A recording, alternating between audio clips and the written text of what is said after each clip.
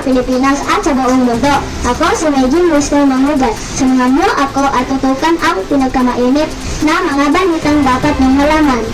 Live mula sa KCPS News Center to the Power. Ito ang MM News, boses ng kabataan, boses ng katotohanan.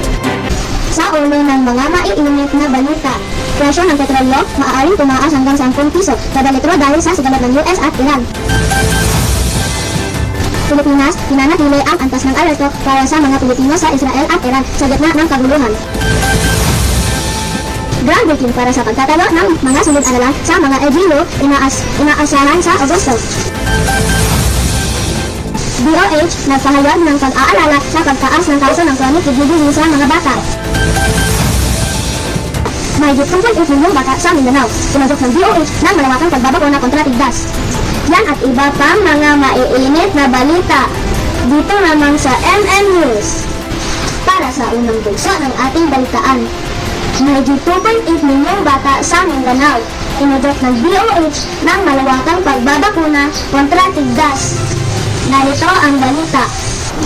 2,122 kaso o 42% sa kabuang bilang ng tigdas sa Pilipinas ang naitala sa Mindanao mula Enero 1, 2025 hanggang Enero 3, 2026.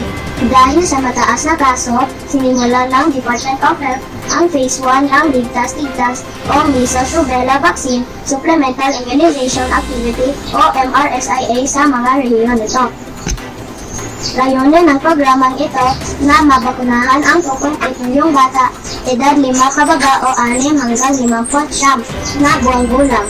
Payo ng DOH, bakunado man o hindi, dalhin ang mga bata sa pinakamalapit na lugar ng pagbabakuna para maiwasan ang pagka-ospital at pagkamatay dulot ng tigdas at tigdas hangin.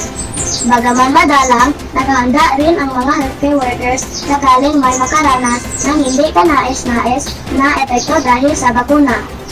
Samantala, hihingi po tayo ng update tungkol sa Ligtas-Tigdas program ng Department of Health.